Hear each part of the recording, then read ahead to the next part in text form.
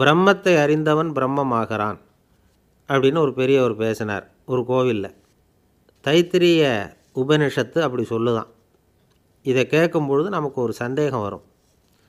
அது எப்படி பிரம்மத்தை அறிந்தவன் பிரம்மமாகிறான்னா, சிங்கத்தை அறிந்தவன் சிங்கமாகிறானா, தோசையை அறிந்தவன் தோசை ஆகிறானா? இப்படிப்பட்ட சந்தேகம் நமக்கு வர்றதில் ஒன்றும் ஆச்சரியம் இல்லை. இது இயற்கை.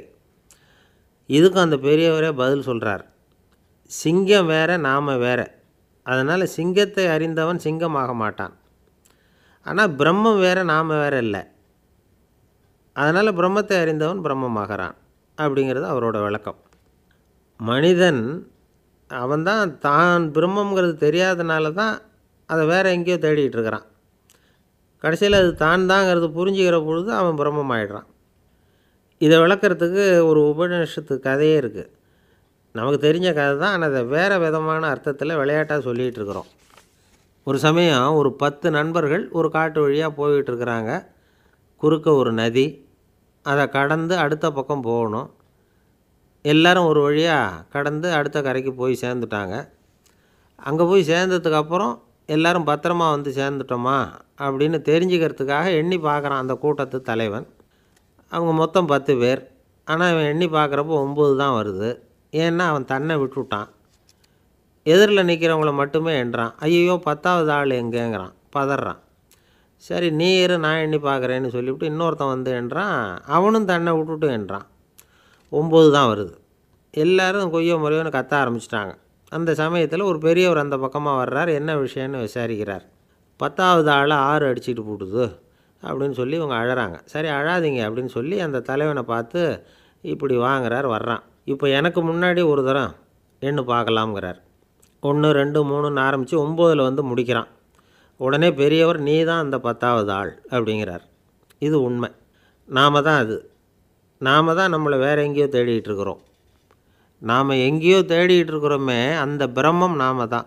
இப்படி ஒரு பெரிய உண்மையை விளக்கிறதுக்காக தான் அப்படி ஒரு கதை சொல்லப்பட்டது. ஆனால் அதை வந்து நாம் வேறு விதமாக வேடிக்கையாக உபயோகப்படுத்திக்கிட்டு இருக்கிறோம்.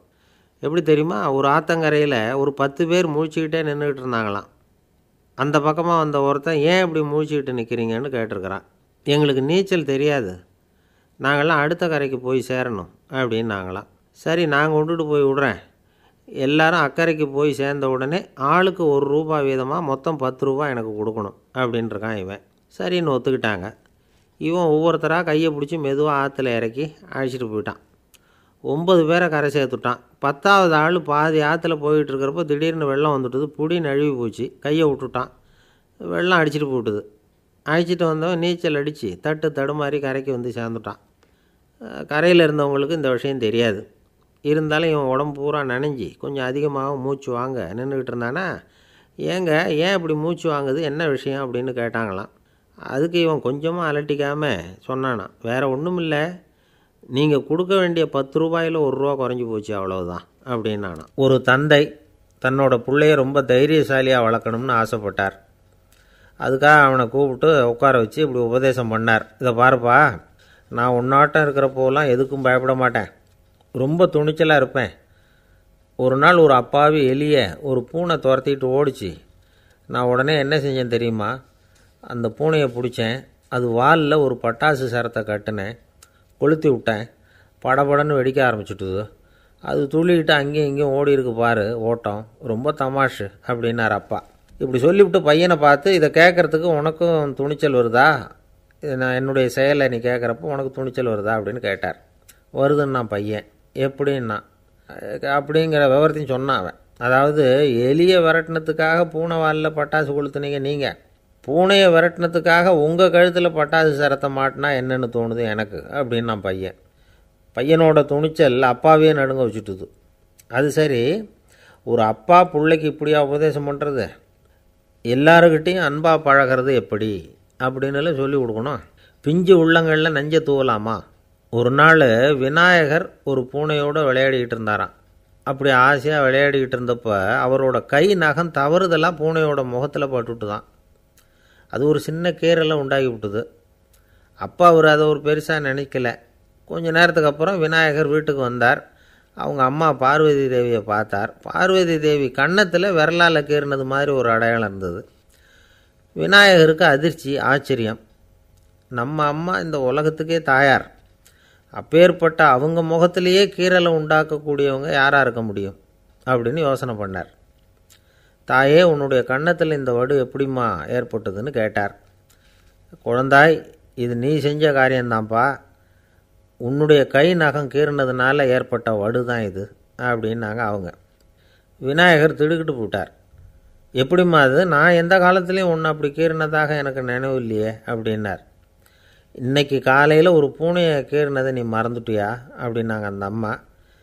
விநாயகர் திகைச்சு போய் நின்னார். பார்வதி தேவி சொன்னாங்க, இதை பார்ப்பா, இந்த உலகத்தில் இருக்கக்கூடிய எல்லா உயிர்கள்லேயும் நான் இருக்கிறேன், நான் தான் இந்த உலகமாக ஆகியிருக்கிறேன். ஆகையினால நீ யாரை துன்புறுத்தினாலும் அது உண்மையிலேயே என்ன துன்புறுத்தினதாக தான் வந்து முடியும் அப்படின்னாங்க. விநாயகர் மனசுக்குள்ளே ஒரு வெளிச்சம் ஏற்பட்டு தான். அதுக்கப்புறம் அவர் யாரையுமே கல்யாணம் பண்ணிக்காததுக்கு அதுதான் காரணமாக. இந்த உலகத்தில் எல்லாரையும், இங்கே இருக்கிற எல்லாத்தையும் தாயின் வடிவமாக அவர் பார்க்க ஆரம்பிச்சிட்டாராம். குருதேவர் ராமகிருஷ்ணர் இந்த கதையை எடுத்து சொல்லியிருக்கிறார். நபிகள் நாயகம் ஒரு தடவை ஒரு நாற்காலியில் உட்காந்து என்னமோ யோசனை பண்ணிகிட்டு இருந்திருக்கிறார். அப்போ அவரோட உடையில் ஒரு கீழ்ப்பகுதி தரையில் படிஞ்சு கிடந்திருக்குது. அங்கே விளையாடிக்கிட்டு இருந்த ஒரு பூனை அது மேலே வந்து படுத்து தூங்கி போச்சு. தொழுகை செய்ய வேண்டிய நேரம் வந்துட்டது. நபிகள் நாயகம் எழுந்திருக்க பார்த்தார். அப்போ தான் பூனை தன்னோட உடை மேலே படுத்து தூங்கிட்டு இருக்கிறது கண்ணில் படுது. பூனையோட தூக்கத்தை கலைக்க விரும்பல அவர். தன்னுடைய சகோதரியை கூப்பிட்டார். ஒரு கத்திரிக்கோள் எடுத்துகிட்டு வர சொன்னார். பூனை படுத்திருந்த உடைப்பகுதி மட்டும் இருக்குல்ல, அதை மட்டும் அதோட கத்திரிச்சு விட்டுட்டு அதுக்கப்புறம் அவர் எழுந்திரிச்சு தொழுகைக்கு போனாராம். அதாவது பிற உயிர்கள்கிட்ட எப்படி அன்பு காட்டணுங்கிறத பெரியவங்க எவ்வளவோ விதத்தில் நமக்கு எடுத்து காட்டியிருக்கிறாங்க. இருந்தாலும் எத்தனை பேர் மனசில் அதெல்லாம் உரைச்சிருக்குது. நாமளும் நம்ம ட்ரெஸ்ஸு மேலே ஒரு பூனை படுத்திருந்தா ஒரு கத்திரிக்கோலை தான் தேடுவோம், எடுத்துக்கிட்டு வர சொல்லுவோம். துணியை வெட்டுறதுக்கு பதிலாக இல்லை அதோட வாழை வெட்டினா என்ன அப்படின்னு தோணும். ஒரு ஆள் ரொம்ப பிரியமாக ஒரு பூனையை ஆற்றுல குளிப்பாட்டிக்கிட்டு இருந்தானா. எப்படி? அந்த பூனையை ஆற்று தண்ணியில் அமுக்கி அமுக்கி குளிப்பாட்டிக்கிட்டு இருக்கிறான். அந்த வழியாக போன பெரியவர் ஒருத்தர் இதை பார்த்தார். இதை பார்ப்பா, பூனையை அது மாதிரி ஆற்று தண்ணியில் அமுக்கி குளிப்பாட்டாத, மூச்சு திணறி செத்து போடும் அப்படின்னு அட்வைஸ் பண்ணார். நீ போய் அவன் வேலையை பார்த்துக்கிட்டு, எனக்கு எல்லாம் தெரியும்னா இவன். சரின்னு அவர் போயிட்டார். கொஞ்ச நேரம் கழித்து அவரே அந்த வழியாக திரும்பி வந்துக்கிட்டு இருந்தார். ஆற்றுல பூனையை குளிப்பாட்டிக்கிட்டு இருந்தவன் அழுதுகிட்டு உட்காந்துருக்கிறான். பக்கத்தில் அந்த பூனை செத்து கிடக்குது. இதை பார்த்தார் பெரியவர். நான் தான் அப்போவே சொன்னேனே அந்த பூனையை ஆற்றுல நினைக்காதேன்னு, அதை கேட்டிருந்தா அப்படி ஆயிருக்குமா அப்படின்னார். அந்த ஆள் கோபமாக இவரை முறைச்சி பார்த்தான். அட போய்யா, இந்த பூனை ஆற்றுல குளித்ததுனால ஒன்றும் செத்து போகல, குளித்ததுக்கப்புறம் அதோட உடம்பு ஈரமாக இருக்குதுன்னு அதை புழிஞ்சேன், அதனால தான் இப்படி ஆயிட்டுது அப்படின்னானா. இயேசுநாதர்கிட்ட ஒருத்தர் வந்து கேட்டாராம், இயேசுவே என்னை எவ்வளவு நேசிக்கிறீர்கள் அப்படின்னு. அவர் தன்னுடைய இரு கைகளையும் அகல விரித்து இவ்வளவு என்று சொல்லி சிலுவையில் உயிர் நீத்தார் அப்படின்னு சொல்லுவாங்க. அதாவது அந்த நேசிப்புக்கு எல்லை கிடையாது, அதே போல் மன்னிப்புக்கும் எல்லை கிடையாது. இது இயேசுநாதர் சொல்லி கொடுத்த ஒரு பாடம். இயேசுனுடைய சீடர்களில் ஒருத்தன் பீட்டர், அவன் ஒரு நாள் இயேசுநாதர்கிட்ட கேட்டிருக்கான், இயேசுவே நான் வந்து என்னுடைய தம்பிக்கிட்ட அடிக்கடி சண்டை போட்டுக்கிட்டு இருக்கிறேன், என்னுடைய சகோதரன் கூட, அவனை நான் எத்தனை தடவை மன்னிக்கிறது? ஏற்கனவே 7 தடவை அவனை மன்னிச்சுட்டேன் அப்படின்னு சொல்லியிருக்கிறான். அப்போது இயேசு சொன்னாராம், மன்னிக்கிறதுக்கு எத்தனை தடவைங்கிற கணக்கெல்லாம் கிடையாது, எத்தனை தடவை உன்னுடைய சகோதரன் உன்னை கோபப்படுத்துகிறானோ அத்தனை தடவை நீ மன்னிக்கிறதுக்கும் தயாராக இருக்கணும், அதுதான் அப்படின்னு சொன்னாராம். அப்போ இவனுக்கு ஒன்றும் புரியல, இது என்ன அவன் தப்பு பண்ணிக்கிட்டே இருப்பான், நாம் மன்னிச்சுக்கிட்டே இருக்கிறதா அப்படிங்கிறது மாதிரி குழப்பமாக இருந்திருக்கிறான். அப்போது இயேசுநாதர் தன்னுடைய சீடன் பீட்டர்கிட்ட ஒரு கதை சொன்னாராம். அந்த கதை இன்றைக்கு நாம் வந்து எல்லாரும் சிந்தித்து பார்க்க வேண்டிய ஒரு கதை. அதாவது மன்னிப்பை விரும்புகிறவர்கள் மன்னிக்கவும் தயாராக இருக்க வேண்டும் அப்படிங்கிறது தான் அந்த கதையினுடைய தத்துவம். அந்த இயேசுநாதர் சொன்ன கதை என்னென்னா, ஒரு மன்னர் இருந்தார். அவர் ஒரு நாள் அரண்மனையில் உட்காந்து கணக்கு வழக்குகள்லாம் பார்த்துக்கிட்டு இருந்தார். நம்ம அரண்மனையிலேருந்து யார் யார் அரசாங்க கடன் வாங்கியிருக்கிறாங்க, யார் யார் திருப்பி செலுத்தியிருக்கிறாங்க அப்படிங்கிற விவரத்தையெல்லாம் பார்த்துக்கிட்டு இருந்தார். அப்போ தான் புரிஞ்சுது, அந்த அரண்மனையில் வேலை செய்கிற ஒருத்தனே அரசாங்க கடன் ஒரு வாங்கியிருக்கிறான். எவ்வளவு? 10,000 பொற்காசுகள் வாங்கியிருக்கான் கடன். இந்த 10,000 பொற்காசுகளை திருப்பி செலுத்தலை அரசாங்கத்துக்கு. இது மன்னர் கவனத்துக்கு வந்தது. உடனே நம்ம அரண்மனையில் இருக்கிறவனே அரசு கடன் வாங்கி திருப்பி செலுத்தாமல் இருக்கான், அவனை கூப்பிட்டு வாங்கன்னு சொல்லி கூப்பிட்டுட்டு வந்தாங்களாம். விசாரிச்சிருக்கிறாங்க, என்னப்பா நீ எவ்வளோ ஒன்று? ஆமாங்க 10,000 பொற்காசுகள் வாங்கியிருக்கிறேன், இன்னும் திருப்பி கட்டலைன்றான். உடனே அவர் மன்னர் சொல்லியிருக்கிறார், நம்ம சட்டத்திட்டப்படி நீ உடனே பணத்தை திருப்பி கட்டிடு. அப்படி உன்னால் கட்ட முடியலன்னா உன்னுடைய வீடு வாசல் சொத்து சுகம் எல்லாத்தையும் விற்று அந்த பணத்தை அரசு கருவூலத்தில் சேர்த்துக்கிறதுக்கு நானே ஏற்பாடு பண்ணிடுறேன் அப்படின்னு அந்த மன்னர் சொன்னாராம். இவன் அப்படியே அதிர்ச்சி ஆகிட்டான், அப்படியே பொத்துன்னு காலில் விழுந்தானா. மன்னா என்னை மன்னிச்சுங்க, என்னால் முடியல, எனக்கு மன்னிப்பு கொடுங்க அப்படின்ட்டுருக்கான். உடனே அவர் எழுந்திரிச்சு, சரி நீ மன்னிப்பு கேட்டுவிட்ட, அதனால் உன்னை மன்னிக்கிறேன், நீ பணம் கட்ட வேண்டாம் அப்படின்னு சொல்லி அந்த மன்னர் அவனை விட்டுட்டாரான். பணத்தையும் தள்ளுபடி போட்டார், நீ திருப்பி கட்ட வேண்டான்னு. இவனுக்கு ரொம்ப மகிழ்ச்சி, அதனால் ரொம்ப உல்லாசமாக வந்துக்கிட்டு இருக்கிறான். தெருவில் வந்துக்கிட்டு இருக்கிறப்ப இவங்கிட்ட கடன் வாங்கின ஒருத்தன் எதுக்கு வந்துக்கிட்டு இருக்கான். அவன் இவங்கிட்ட ஒரு 100 பொற்காசுகள் கடன் வாங்கியிருக்கான். அவன் வந்தான், இவன் போய் அவன் சாட்டையாக பிடிச்சிக்கிட்டான், நீ எப்படா என் கடனை திருப்பி கொடுக்க போகிறேன்னு. அவன் இப்போ முடியல, கொஞ்சம் பொறுத்துக்கா, அப்புறம் தரேன் இருக்கான். அதெல்லாம் முடியாது, நீ கொடுத்து தான் ஆகணும் அப்படின்னு இவன் புடிவமாக சொல்கிறான். இப்போ நிலைமையை பாருங்கள், இவன் ஏற்கனவே 10,000 பொற்காசுகள் அரசாங்கத்தில் கடன் வாங்கினா அதுக்கு மன்னிச்சு விட்டுட்டார் இவனை. ஆனால் இவன் இன்னொருத்தனை மன்னிக்கிறதுக்கு தயாராக இல்லை. இவங்கிட்ட கடன் வாங்கின இன்னொருத்தன் 10 பொற்காசுகள், அவனை மன்னிக்க தயாராக இல்லை. அவனை கொண்டு போய் நீதிமன்றத்தில் கொண்டு போய் நிறுத்தி தண்டனை வாங்கி கொடுத்துட்டான். நீதிபதி என்ன சொன்னார், அந்த இவன் வாங்கின பொற்காசுகளை திருப்பி கட்டுற வரைக்கும் ஜெயிலில் இருக்கணுங்கிறது தீர்ப்பு. ஆனால் உடனே அரசர் காதில் வந்து விழுந்தது. சொல்லிட்டாங்க, உங்ககிட்ட மன்னிப்பு வாங்கிட்டு போனானே ஒருத்தன், அவன் இன்னொருத்தனை மன்னிக்கிறதுக்கு தயாராக இல்லை, அவனை கொண்டு போய் ஜெயிலில் அடைச்சிட்டான் அப்படின்னு. உடனே மன்னர் பார்த்தார், இவனை மறுபடியும் கூப்பிட்டு வர சொன்னார். தபாரப்பா, நான் உன்னை மன்னிச்சு விட்டேன், ஆனால் நீ இன்னொருத்தனை மன்னிக்கிறதுக்கு தயாராக இல்லை, அதனால் என்னுடைய தீர்ப்பையும் மாற்றுறேன், நீயும் அரசு கடன் தீர்ற வரைக்கும் ஜெயிலில் தான் இருக்கணும் அப்படின்னு சொல்லி ஜெயிலுக்கு அனுப்பிச்சிட்டாராம். இப்படி ஒரு கதையை இயேசுநாதர் தன்னுடைய சீடருக்கு சொன்னதாக ஒரு வரலாறு. அது என்ன, அதிலேருந்து நாம் புரிந்து கொள்ள வேண்டியதுன்னா, நாம் மன்னிக்கப்படணும்னு நாம் விரும்புகிறோம்னா நாம் இன்னொருத்தரை மன்னிக்கிறதுக்கு தயாராக இருக்கணும். அதனால் நாம் இன்னொருத்தரை யாரையும் மன்னிக்க மாட்டோம், ஆனால் என்ன இன்னொருத்தர் மன்னிக்கணும் அப்படிங்கிறது மாதிரி செய்யக்கூடாதுன்னு சொல்லுவாங்க. அது மாதிரி நாம் இப்போ இது தப்பாக புரிஞ்சுக்கிறவங்களும் இருக்கிறாங்க. பாவம் மன்னிப்புங்கிறதுலாம் எதுக்குன்னா, அதாவது மறுபடியும் பாவம் செய்யாமல் இருக்கிறதுக்காக தான். அதான் மன்னிக்கிறாரே அப்படிங்கிறதுக்காக மறுபடியும் பாவம் பண்ணிகிட்டு இருக்கிறது இல்லை. அதான் ஒருத்தர் கேட்டாராம், பாவத்திலேருந்து மன்னிப்பு கிடைக்கணும்னா நீ என்ன செய்யணும் அப்படின்னு கேட்டிருக்கார். அதுக்கு அவன் சொல்லியிருக்கிறான், நான் முதல்ல பாவம் செய்யணும், அப்போ தானே மன்னிப்பு கிடைக்கும் அப்படின்னு நானாம். இப்படிப்பட்டவர்கள் தான் இன்றைக்கி உலகத்தில் அதிகமாக இருக்கிறாங்க. அதனால் இந்த மன்னிப்பின் மகத்துவங்கிறது இயேசுநாதர்கிட்டேருந்து தான் நாம் புரிஞ்சுக்கணும். அந்த இயேசு சொன்ன அந்த மன்னிக்கிற மனோபாவம் இருந்தால் இன்றைக்கி உலகம் பூராவும் அமைதி பூங்காவாக இருக்கும். அதில் ஒன்றும் ஆச்சரியமே இல்லை, அதில் ஒன்றும் சந்தேகமும் இல்லை. அதனால் மன்னிக்கிற மனோபாவத்தை நாம் எல்லாரும் நமக்குள்ளே வளர்த்து கொள்ள வேண்டும் அப்படிங்கிறது தான் நாம் இன்றைக்கு எல்லோரும் சிந்தித்து பார்க்க வேண்டிய ஒரு செய்தி.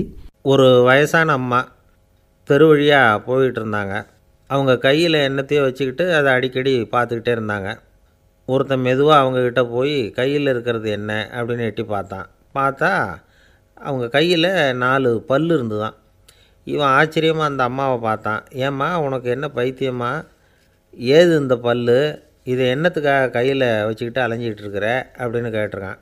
அதுக்கு அந்த அம்மா விவரம் சொல்ல ஆரம்பித்தாங்களாம். இதை பாருப்பா, எனக்கு ஒரு மகன் இருந்தான், அவனை ரொம்ப செல்லமாக வளர்த்தேன்.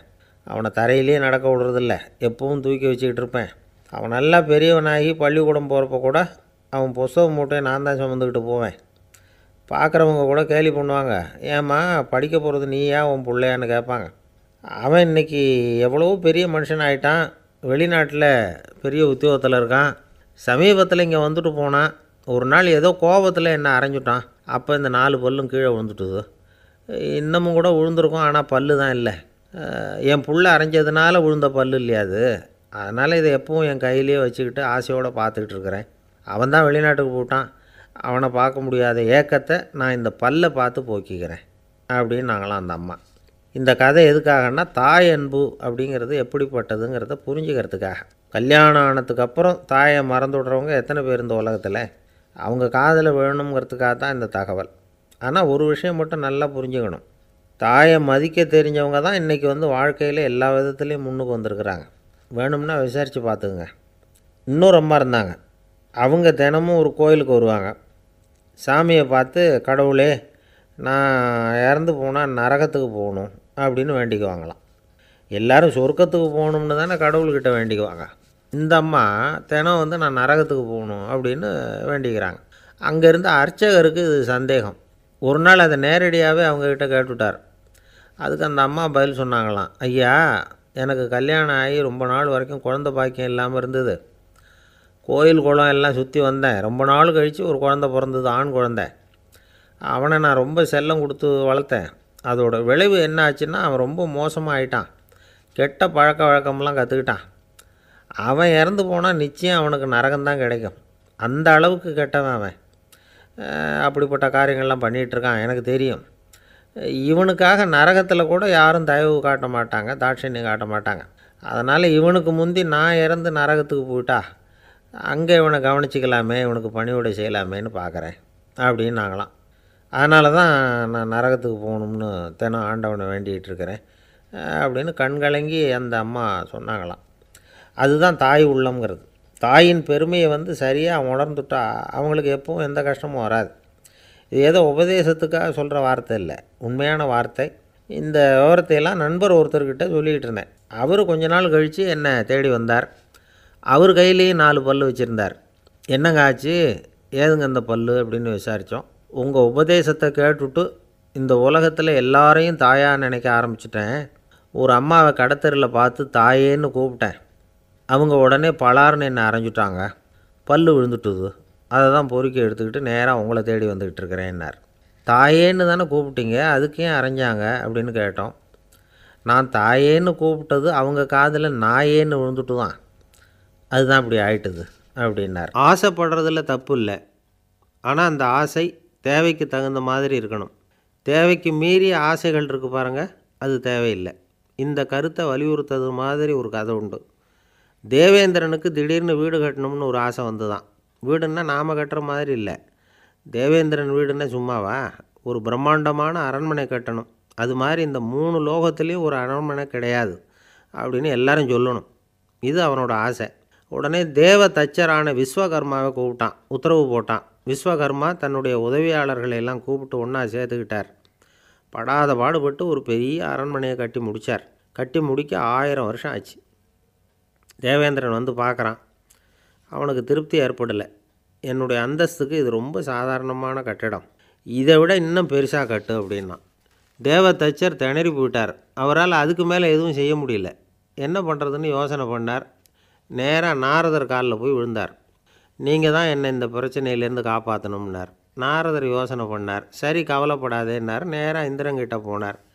இந்திரன் வந்து நாரதரை பார்த்த உடனே வாங்கன்னு கூட்டிகிட்டு போய் அரண்மனையை காட்டினான். இது மாதிரி ஒரு அரண்மனையை நீங்கள் வேறு எங்கேயாவது பார்த்துருக்குறீங்களா அப்படின்னு ரொம்ப பெருமையாக கேட்டான்.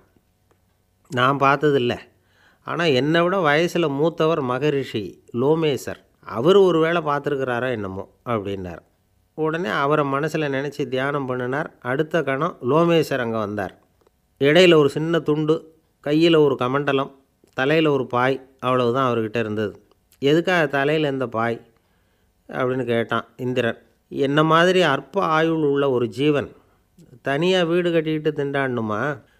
இந்த பாய் தான் ஒரு வீடு மாதிரி எனக்கு நிழல் கொடுக்குது அப்படின்னார் அவர். என்னது, உங்களுக்கு வந்து அவ்வளவு கொஞ்சமான ஆயுளா அப்படின்னு ஆச்சரியத்தோடு கேட்டான் இந்திரன். ஆமாம், இதை பாரு, என்னுடைய மார்பில் ஒரு பொற்காசு அளவுக்கு ரோமம் உதிர்ந்துட்டுது. எப்போ என் உடம்பில் உள்ள எல்லா ரோமமும் உதிர்ந்துருமோ அப்போ என்னுடைய ஆயுள் முடியும் அப்படின்னார். எப்போ அந்த ரோமங்கள் பூரா உதிரும்னு கேட்டான் இவன். ஒரு பிரம்மா மறைஞ்சதும் ஒரு ரோமம் உதிரும். என் உடம்பில் உள்ள ரோமங்களின் எண்ணிக்கை எவ்வளவோ அவ்வளவு பிரம்மாக்கள் தோன்றி அவங்க ஆயுள் முடியும் பொழுது என் உடம்பில் உள்ள ரோமங்கள் பூரா உதிரும் அப்படின்னார். அப்படின்னா ஒரு பிரம்மாவோட ஆயுள் எவ்வளவு காலம்னு கேட்டான். ஒரு பிரம்மாவுக்கு 100 தேவ வருஷம். ஒவ்வொரு தேவ வருஷத்துக்கும் 365 தேவ நாள். ஒவ்வொரு தேவ நாள்லேயும் ஒன்றை மாதிரி 14 இந்திரர்கள் தோன்றி மறைகிறாங்க அப்படின்னு மகரிஷி லோமேசர் சொல்கிறார். இதை கேட்டதும் இந்திரன் ஆடி போயிட்டான். அவ்வளவு ஆயுள் உள்ள இவரே அற்ப ஆயுள்னு சொல்கிறார். நான் என்னுடைய ஆயுளை பெருசாக நினச்சிக்கிட்டு பிரம்மாண்டமான அரண்மனை கட்டணும்னு ஆசைப்படுறேனே அப்படின்னு நினச்சான். எனக்கு வீடு கட்டின வரைக்கும் போதும்னு விட்டான். அதனால் நாமெல்லாம் நம்முடைய தேவைக்கு தகுந்த மாதிரி ஆசைப்படுறது தான் நியாயம்.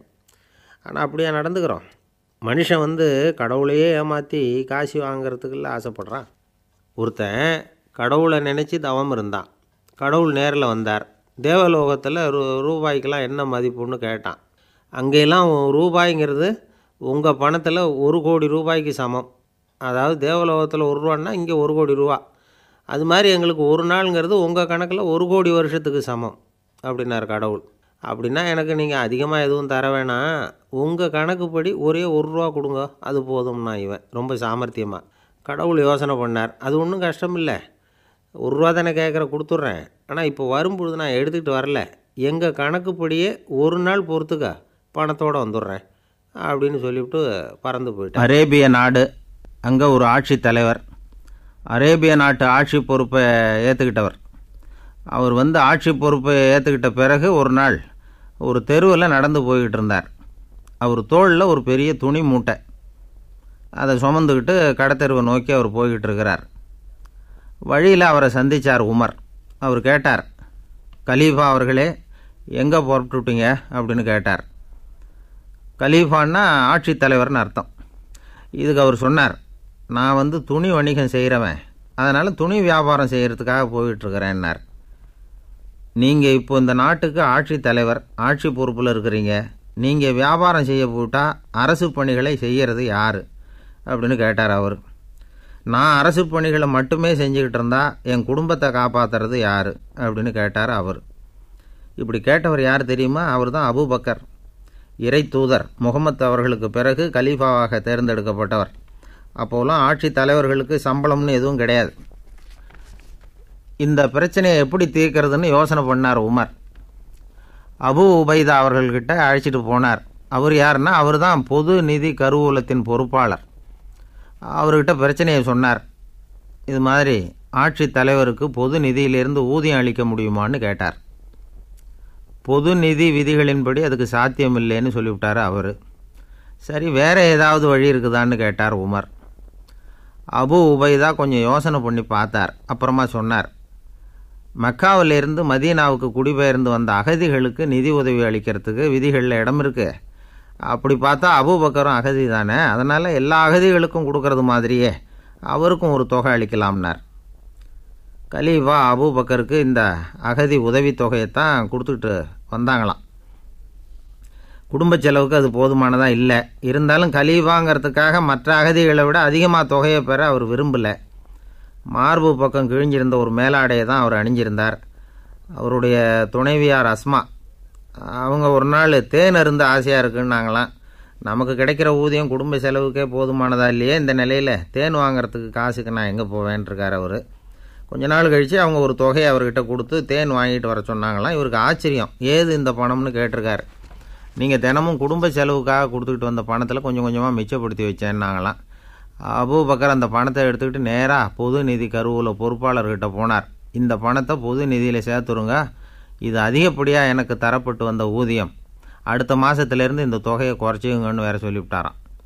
பசியை தணிக்க தேவையான அளவு உணவு, 1 ஜோடி உடை, இதை தவிர கூடுதலாக மக்கள் பொது நிதியிலிருந்து வாங்கிக்கிறதுக்கு என் குடும்பத்தாருக்கு உரிமை இல்லை அப்படின்னு சொல்லி கண்டிப்பாக சொல்லிவிட்டாராம். அவர் வாங்கிட்டு வந்த அந்த குறைந்த ஊதியம் கூட அவர் மனசை உறுத்திக்கிட்டே இருந்தது. கடைசி நேரம் அவர் தம்முடைய மகள் ஆயிஷா அவர்களை அழைச்சார். மகளே, இதுவரைக்கும் பொது நிதியிலிருந்து நான் வாங்கிட்டு வந்த தொகை என்னுடைய இதயத்தில் பாரமாக அழுத்திக்கிட்டு இருக்கு.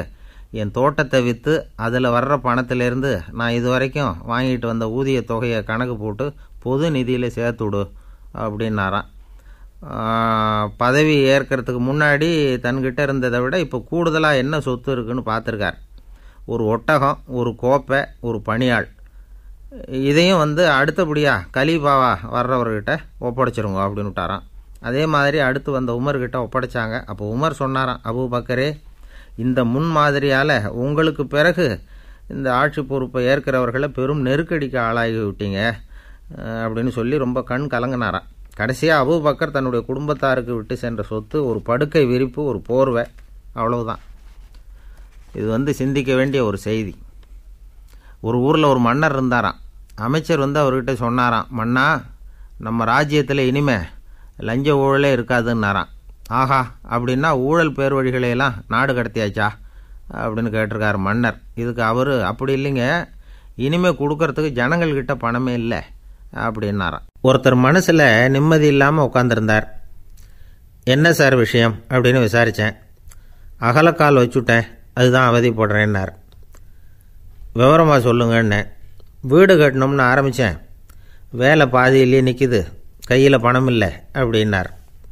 இது மாதிரி ஆசாமிகள் பல பேரை நீங்கள் பார்த்துருக்கலாம். இவங்கெல்லாம் சுலபமாக மன அழுத்தத்துக்கு ஆளாயிடுறாங்க. மன உளைச்சல், அதாவது ஸ்ட்ரெஸ் அப்படின்னு சொல்கிறோமே, அதுக்கு அடிப்படையான சில காரணங்கள் உண்டு. அதாவது மிகையாக திட்டமிடுதல் அப்படிங்கிறதும் ஒரு முக்கியமான காரணம்.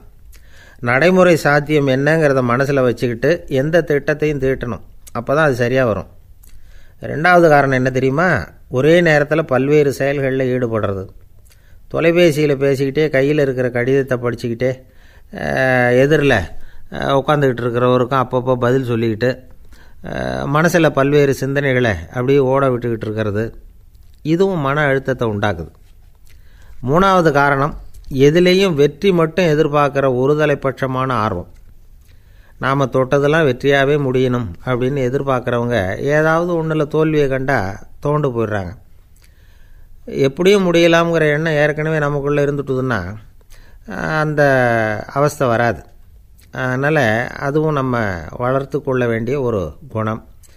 மன உளைச்சல் ஏற்படுறதுக்கு இன்னொரு காரணம், எதையும் வேகமாக செஞ்சுடணும் அப்படிங்கிற துடிப்பு. அந்த துடிப்பே மனசை அழுத்த ஆரம்பிச்சிடும். எந்த ஒரு காரியத்திலையும் தாமதமோ இடையூறோ ஏற்பட்டால் அதை பொறுத்துக்கிற மனப்போக்கம் வேணும்.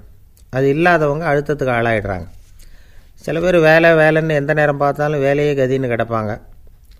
பொழுதுபோக்குக்கோ உடற்பயிற்சிக்கோ குடும்பத்தில் உள்ளவங்க அல்லது நண்பர்கள் கூட கலந்துரையாடவோ கொஞ்சம் கூட நேரம் ஒதுக்க மாட்டாங்க. இந்த சுபாவம் மன அழுத்தத்தை உண்டு பண்ணும். இதையெல்லாம் புரிஞ்சுக்கிட்டு அதிலிருந்து விடுபடுறது எப்படின்னு யோசிக்கணும். வல்லுநர்கள் இது தொடர்பாக சில யோசனைகளை சொல்லி வச்சுருக்கிறாங்க. அது என்னென்னா, வாழ்க்கைங்கிறது பிரச்சனைகளால் பின்னப்பட்ட ஒன்று. அது எப்போவுமே முடிவடையாத ஒரு தொடர்கதை அப்படிங்கிறத முதல்ல நாம் புரிஞ்சுக்கணும். ஒரே நேரத்தில் ஒரு காரியத்தில் மட்டுமே நாம் கவனம் செலுத்தணும். அடுத்தவங்க காரியத்தில் தலையிடக்கூடாது. எதையும் பேச ஆரம்பிக்கிறதுக்கு முன்னாடி நம்மை நாமே கேட்டுக்க வேண்டிய கேள்வி 2. 1, நான் சொல்ல போகிறது ரொம்ப முக்கியமானதா? 2வது, நான் சொல்கிறத அவங்க கேட்குறதுக்கு ஆசைப்படுறாங்களா? நான் பேசுகிறதுக்கு அது சரியான நேரம் தானா? இதை யோசித்து பார்த்ததுக்கப்புறம் எதையும் பேச ஆரம்பிக்கணும். முடிஞ்ச அளவுக்கு வளைந்து போகிற சுபாவத்தை வளர்த்துக்கணும். நம்ம நேரம் விலை மதிப்பு இல்லாதது, அதை வீணாக்கக்கூடாது. சிரிக்க தெரியலனாலும் பரவாயில்ல, முகத்தில் கொஞ்சம் புன்முறுவலாவது காட்டணும். இதெல்லாம் ரொம்ப முக்கியம். அடுத்தவங்க ஏதாவது செஞ்சால் உடனே நன்றி சொல்ல மறக்கக்கூடாது. தினமும் கொஞ்சம் நேரத்தை தனிமையில் செலவு பண்ணணும். மன உளைச்சலிருந்து விடுபடுறதுக்கு 3 முக்கிய வழிகள் சொல்கிறாங்க. அதை சுருக்கமாக ரெட் அப்படின்னு சொல்கிறாங்க. RED ஆங்கில எழுத்தில். அந்த முதல் எழுத்து ஆர், அது என்னென்னா ரிலாக்ஸேஷன், அதாவது இடை ஓய்வு. 2வது இ எக்ஸர்சைஸ், உடற்பயிற்சி. 3வது டயட், திட்டமிட்ட உணவு முறை. அதனால் தியானம், மூச்சு பயிற்சி இதெல்லாம் இந்த இடை ஓய்வுக்கு வழிகள். எந்த வேலையையும் தொடர்ந்து செய்யக்கூடாது. எல்லார்கிட்டையும் கலகலப்பாக பழகணும். மாதத்துக்கு ஒரு நாளாவது குடும்பத்தோடு வெளியில் போயிட்டு வரணும். சுலபமான உடற்பயிற்சிகளை செய்யலாம். உடற்பயிற்சிங்கிறது நமக்காக நாம் செய்கிற ஒரு நீண்டகால முதலீடு அப்படின்னு சொல்லுவாங்க. அதாவது லாங் டேர்ம் இன்வெஸ்ட்மெண்ட்டாக. அளவோடு சாப்பிட்ணும், மெதுவாக சாப்பிட்ணும். இதெல்லாம் கொஞ்சம் மனசில் வச்சுக்கிட்டு நடந்துக்கிட்டால் மகிழ்ச்சியாக வாழலாம். சில பேர் சாப்பாட்டு விஷயத்தில் ரொம்ப அக்கறை எடுத்துக்கிறது உண்டு. ஒரு குண்டு ஆசாமி சாப்பிட உக்காந்தார். முதல்ல ஒரு மாத்திரை சாப்பிட்டார். எதுக்குன்னு கேட்டோம். பசி எடுக்கிறதுக்குன்னார். சாப்பிட்டு முடித்தார். பிறகு மறுபடியும் ஒரு மாத்திரை சாப்பிட்டார். இது எதுக்குன்னு கேட்டோம். சாப்பிட்டது ஜீரணமாகறதுக்கு அப்படின்னார். அம்மாக்காரங்களுக்கு அடிக்கடி ஏற்படுற கவலை ஒன்று உண்டு. அதாவது குழந்தை சரியாக சாப்பிட மாட்டேங்குதே அப்படிங்கிற கவலை. இவங்கெல்லாம் ஒரு விஷயத்தை நல்லா புரிஞ்சுக்கணும். குழந்தைகள்ங்கிறவங்க பெரியவங்க மாதிரி இல்லை. அவங்க கடிகாரத்தில் மணியை பார்த்துட்டு சாப்பிட்றதுக்கு உட்கார்ற ரகம் கிடையாது. பசிச்சா சாப்பிடுவாங்க, இல்லைன்னா விளையாடுவாங்க அல்லது தூங்குவாங்க. அது புரியாமல் அவங்கள கட்டாயப்படுத்தி அல்லது மிரட்டி சாப்பிட வைக்கிறது ரொம்ப தப்பு. ஒரு 8 மாத குழந்தைக்கு 3 மணி நேரத்துக்கு ஒரு தடவை பசிக்கும். அந்த நேரம் பார்த்து சாப்பாடு கொடுத்தா அடம் பண்ணாமல் அது பாட்டுக்கு சாப்பிட்ரும். அதே குழந்தைக்கு 1 வயசு ஆகிறப்போ 4 மணி நேரத்துக்கு ஒரு தடவை பசிக்கும். இந்த வயசில் இயற்கையாகவே பசி குறைஞ்சிருக்கும். அது புரியாமல் என் குழந்தை முன்னாடி மாதிரி இப்போ சரியாக சாப்பிட மாட்டேங்கிறான் அப்படின்னு சில பேர் டாக்டர்கிட்ட போய் சொல்லிக்கிட்டு இருப்பாங்க. இன்னொரு விஷயம், ஒரு குழந்தைக்கு வயசு அதிகமாகிற வேகத்துக்கு உடம்பு எடையும் அதிகமாகிக்கிட்டே போகாது. உடம்பு எடை அதிகமாகிற வேகம் குறைஞ்சிக்கிட்டே வரும். 6 மாத குழந்தைக்கு ஒரு வாரத்தில் 150 கிராம் எடை கூடும். ஒரு வயசில் வாரத்துக்கு 71 கிராம் எடை கூடும். இது புரியாமல் அதிகமாக சாப்பாட்டை கொடுத்து குழந்தைய கஷ்டப்படுத்தக்கூடாது. ஏன்னா அளவுக்கு மீறின உணவு அஜீரணத்தை உண்டு பண்ணிவிடும். குழந்தைக்கு ஒரு தட்டில் கொஞ்சமாக ஆகாரத்தை வச்சு கொண்டுகிட்டு போய் கொடுக்கணும். மலை மாதிரி குவிச்சு வச்சா அதை பார்த்ததுமே பசி அடங்கி போயிடும். அடித்து மிரட்டி பயமுறுத்தி குழந்தைய சாப்பிட வைக்கிற பழக்கம் இருக்குது பாருங்கள், அதுக்கு ஃபுட் ஃபோர்ஸிங் அப்படின்னு பேர். இப்படி பண்ணுனா குழந்தைக்கு சாப்பாட்டில் விருப்பம் குறைஞ்சிரும், அதை கண்டாவே வெறுக்க ஆரம்பிச்சிடும். அது மாதிரி உளம் சார்ந்த பசி குறைவு, சைக்கோஜெனிக் அனோரெக்சியா, அது ஏற்படுமா. சாப்பாடுங்கிறதே ஒரு தண்டனை மாதிரி தோணும். குழந்தைகளுக்கு பிடிச்ச மாதிரியான ஆகாரத்தை கொடுக்கணும். சத்து அதிகம் இருக்குங்கிறதுக்காக அதுக்கு பிடிக்காத ஆகாரத்தை கொடுத்து கட்டாயப்படுத்தக்கூடாது. குழந்தைகளுக்கு 2 வயசு ஆகிறப்போ இயற்கையாகவே எதிர்மறை குணம் உண்டாகும். அதாவது அந்த எதிர்மறையாக பேசுகிறது. இது மாதிரி சமயங்களில் நாம் என்ன சொல்கிறோமோ அதுக்கு நேர்மாறாக நடந்துக்கும். ஏட்டிக்கு போட்டி. சாப்பிட சொன்னால் விளையாட போகும், விளையாட சொன்னால் சாப்பாடு கேட்கும். இதை புரிஞ்சுக்கிட்டு நடந்துக்கணும். குழந்தை சொன்ன பேச்சை கேட்கலேன்னு கோவப்படக்கூடாது. குழந்தை வளர வளர பிடிவாத குணம் வர்றது சகஜம். கேட்டதை வாங்கி கொடுத்தா தான் சாப்பிடுவேன் அப்படின்னு பிடிவாதம் பண்ணும். வாங்கி கொடுத்துடுறது தான் உத்தமம். நீங்களும் அதுக்கிட்ட பிடிவாதம் பண்ணிகிட்டு இருக்கக்கூடாது. ஏன்னா கேட்டது கிடைக்கலையேங்கிற ஏமாற்றம் கூட குழந்தையோட பசியை குறைச்சிரும். கேட்டது கிடைச்சிட்டா பசி அதிகமாகும். கொடுத்ததை மலமலன்னு சாப்பிட்றோம். குழந்தைகளுக்கு கண்ட நேரத்தில் சாப்பிட்றதுக்கு எதையாவது வாங்கி கொடுத்துக்கிட்டு இருந்தால் சாப்பாட்டு நேரத்தில் சாப்பிடாமல் அடம் பண்ண ஆரம்பிச்சிடும். பள்ளிக்கூடம் போகிற பிள்ளைங்க காலை உணவை சரியாக சாப்பிட மாட்டாங்க. அச்சம், அவசரம், பரபரப்பு இதெல்லாம் தான் காரணம். பள்ளிக்கு புறப்படுறதுக்கு ஒரு 3/4 மணி நேரத்துக்கு முன்னாடியே சாப்பாடு போட்டுருங்க, அது சரியாக போடும். படிக்கிற குழந்தைகள் உடல் சோர்வு, மனச்சோர்வு இது காரணமாக கூட சாப்பிட மறுக்கிறது உண்டு. இப்போ உதாரணமாக சாயந்தரம் விளையாடி விட்டு வீட்டுக்கு வந்ததும் சாப்பிட சொன்னால் வேணாம்பாங்க. இது உடல் சோர்வு. ரொம்ப நேரம் வீட்டு பாடங்களை செஞ்சு முடித்த கையோடு சாப்பிட சொன்னாலும் அவங்களால சரியாக சாப்பிட முடியாது. இது உளச்சோர்வு, அதாவது மனச்சோர்வு. இதை தவிர குழந்தைகளுக்கு உடல்நலக்குறைவு ஏற்பட்டால் கூட சாப்பிட மறுக்கிறது உண்டு. சில மருந்து மாத்திரைகள் கூட பசியை குறைச்சிரும். அதனால் சரியாக தெரிஞ்சுக்கிட்டு குழந்தைகளை சாப்பிட வைக்கணும். அது புரியாமல் கையில் சாப்பாட்டு தட்டை வச்சுக்கிட்டு குழந்தைகளை விரட்டிக்கிட்டு அலையக்கூடாது. ஒரு சின்ன பையன் சொன்னான், எங்கள் அம்மா சாப்பாடு போடுறது தெரிஞ்சால் நான் உடனே வீட்டை விட்டு வெளியில் ஓடி போடுவேன் அப்படின்னா. ஏன் அப்படி பண்ணுறேன்னு கேட்டோம். எங்கள் அப்பா கூட அது மாதிரி தான் சார் பண்ணுவார் அப்படிங்கிறான். ஒருத்தர் ரொம்பவும் மகிழ்ச்சியாக வந்துக்கிட்டு இருந்தார். என்ன விஷயம்னு விசாரித்தேன். நான் தோற்று போயிட்டேன், அதுதான் மனசுக்கு மகிழ்ச்சியாக இருக்குது அப்படின்னார். எனக்கு இது ரொம்ப ஆச்சரியமாக போச்சு. இந்த உலகத்தில் தோற்று போகிறவங்க யாரும் மகிழ்ச்சியாக இருக்கிறதில்ல. அப்படி இருக்கிறப்ப இவர் இப்படி சொல்கிறாரே, எங்கே தோற்று போனீங்கன்னு கேட்டேன். அதுக்கப்புறம் தான் அவர் விவரமாக சொன்னார். என்னோட 5 வயசு குழந்தையோடு நான் விளையாடிக்கிட்டு இருந்தேன். அந்த விளையாட்டில் என் குழந்தை ஜெயிச்சு விட்டுது, நான் தோற்று போயிட்டேன் அப்படின்னார் ரொம்ப உற்சாகமாக. நான் யோசித்து பார்த்தேன். அதாவது நாம் சின்ன குழந்தையாக இருக்கிறப்போ எந்த விளையாட்டில் கலந்துக்கிட்டாலும் அதில் நாம் தான் ஜெயிக்கணும்னு ஒரு வெறி நமக்குள்ளே இருக்கும். நம்மளை எதிர்த்து விளையாடுறவர் நல்லவரா கெட்டவரா, பெரியவரா சின்னவரா அப்படிங்கிறதெல்லாம் முக்கியம் கிடையாது. அவர் தோற்று போகணும், நாம் ஜெயிக்கணும், அதுதான் முக்கியம். எதிரியை சந்தோஷப்படுத்த விளையாடுகிற கலை அப்போ நமக்கு தெரியறதில்ல. வாழ்க்கையில் ஒரு பக்குவம் வந்ததுக்கு அப்புறம் வெற்றி பெறணுங்கிற மன அழுத்தம் போயிடுது. போட்டியில் ஜெயிக்கணுங்கிறத விட குழந்தையை சந்தோஷப்படுத்தணுங்கிறது முக்கியமாக போச்சு. ஜெயிக்கணுங்கிற வெறி ஓடி போட்டுது. ஒரு குழந்தையாக இருந்தப்போ நம்ம வளர்ச்சிக்கு உதவிய வெறி பெரியவனானதுக்கு பிறகு நமக்கு எதிரியாக மாறுது. அதை சரியான சமயத்தில் நாம் புரிஞ்சுக்கிட்டோம்னா போதும், நாம் பொழைச்சிக்கலாம். ஒவ்வொரு மனுஷனுமே வாழ்க்கையோட அடுத்த கட்ட வளர்ச்சியில் அடி எடுத்து வைக்கிற நேரத்தில் தன்கிட்ட இருந்து ஏதோ ஒரு குணத்தை அல்லது தன் குணம் இருந்த ஏதோ ஒரு உறவை நாம் இழக்கத்தான் வேண்டியிருக்குது. ஒரு கட்டம் வரைக்கும் உதவியாக இருந்த குணம் வந்து அடுத்த கட்டத்துக்கு தடையாக கூட மாறிடலாம். இந்த பரிமாண மாற்றத்துக்கு உள்ளாகிற ஒவ்வொருத்தரும் பிரத்யட்சமாக இதை வந்து உணர்கிறாங்க. ஆனால் பல பேர் எப்படின்னா பழசை திறந்துவிட்டு புதிய கொள்கைகளை உருவாக்கிக்கிறதுக்கு இஷ்டம் இல்லாமல் இருந்துடுறாங்க, அல்லது அப்படி செய்ய முடியாமல் தவிக்கிறாங்க. இதையெல்லாம் மீறி அந்த பழசை திறந்துட்டா அதை இழந்ததால் உண்டாகிற மன அழுத்தம் சில காலத்துக்கு வருத்திக்கிட்டு தான் இருக்கும், வேறு வழி இல்லை. ஆரோக்கியமான ஒரு முன்னேற்றத்துக்காக அந்த மன அழுத்தத்தை தாங்கிக்கத்தான் வேணும் அப்படிங்கிறாரு அந்த உலக புகழ்பெற்ற மேதை ஒருத்தர், இந்த ஸ்காட் பெக் அப்படிங்கிறவர். பிறந்த நாள் முதல் இதுதான் சரி அப்படின்னு கற்பிக்கப்பட்டு வந்த ஒவ்வொரு தத்துவத்தையும் தங்களுடைய வளர்ச்சிக்கு தகுந்த மாதிரி மாற்றி அர்த்தப்படுத்தி கொள்ள முடியாமல் வாழ்க்கை சூழலில் அப்படியே அரைப்பட்டு தூளாகிறவர்கள் தான் ரொம்ப தவிக்கிறாங்களாம். இதுதான் அவருடைய கருத்து. பெரும்பாலும் மனிதர்களுடைய நடுத்தர வயசில், அதாவது 30 தாண்டுகிற சமயத்தில் தான் இந்த தவிப்பு உண்டாகுதான். இதை தான் மேற்கத்திய நாடுகளில் அடிக்கடி மிட் லைஃப் கிரைசிஸ் அப்படின்னு சொல்கிறாங்க. அப்பப்போ பழசையெல்லாம் தொலைச்சி விட்டு புதுசாக பிறக்கிறதுக்கு கற்றுக்கணும். ஒவ்வொரு நிமிஷத்தையும் அந்த நிமிஷத்துக்கு ஏற்ற சித்தாந்தம் கொண்டவர்களாக சந்திப்போம் அப்படிங்கிறார் அந்த உளவியல் நிபுணர். இப்படி பழகிக்கிட்டால் வாழ்க்கை வந்து இன்பமயம், இல்லைன்னா தவிப்பு மயம்தான். பழசை தொலைக்க முடியாதவர்களில் எத்தனையோ பேர் உண்டு, எத்தனையோ ரகம் உண்டு.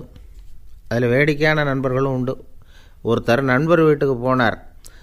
அவர் வந்து ஏதோ இனிப்பு பலகாரம் கொடுத்து சாப்பிட சொல்லியிருக்கிறாங்க அவங்க வீட்டில். இவர் சாப்பிட்டு பார்த்துட்டு சொன்னாராம், சார் 6 மாதத்துக்கு முன்னாடி ஒரு தடவை இங்கே வந்தேன், அப்போது ஒரு இனிப்பு பலகாரம் கொடுத்தீங்க, அது இதை விட நல்லா இருந்தது சார் அப்படின்னாராம். அப்போ செஞ்ச அதே இனிப்பு பலகாரம் தான் சார் இதுவும் அப்படின்னாராம் அவர். ஒரு நாள் ஒரு தகப்பனார் தன்னுடைய பிள்ளையை அழைச்சிக்கிட்டு வந்தார். சார், இவன் சரியாக படிக்க மாட்டேங்கிறான், பெரியவங்களை மதிக்க மாட்டேங்கிறான், நீங்கள் கொஞ்ச நாள் இவனுக்கு குருவாக இருந்து நல்ல விஷயங்களை சொல்லி கொடுத்தா தேவையில்லைன்னார்.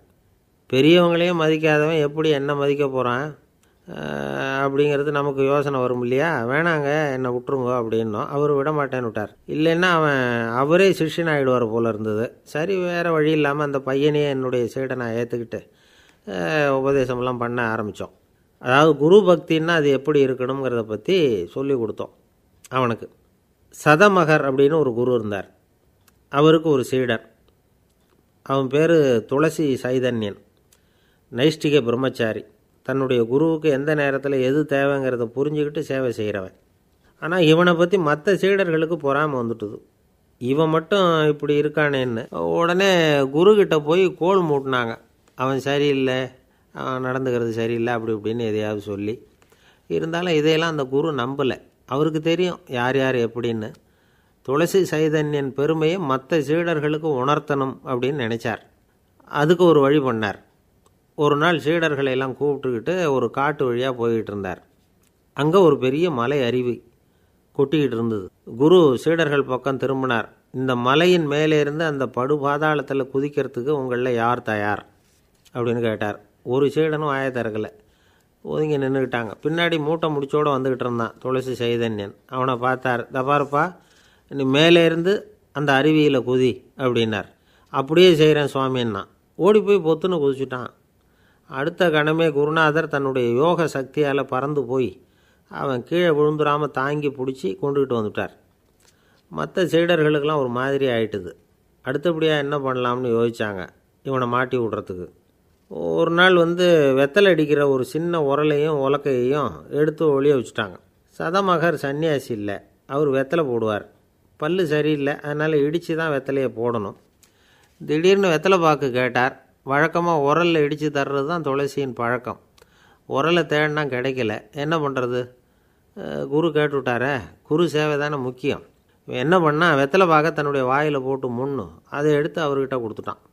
குரு எதையோ படிச்சுக்கிட்டே அதை வாங்கி வாயில் போட்டுக்கிட்டார். துளசி இன்றைக்கி தாம்பூலம் நல்லா இடிக்கப்பட்டிருக்கு, ருசியாக வேறு இருக்குது, அதை இடித்த பாத்திரத்தை என் கண்ணால் பார்க்கணும்னு ஆசையாக இருக்குன்னு விட்டார்.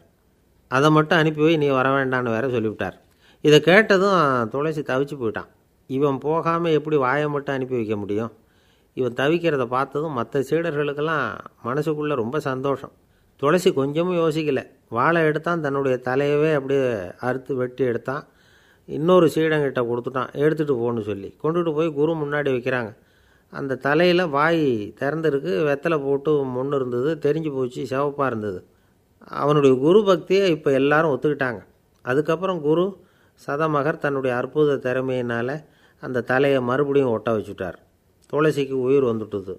இப்படி ஒரு பெரிய கதை உண்டு. அதாவது துளசி சைதன்யன் அவனுடைய குரு பக்தி எப்படி அப்படின்னு கேட்டோம்.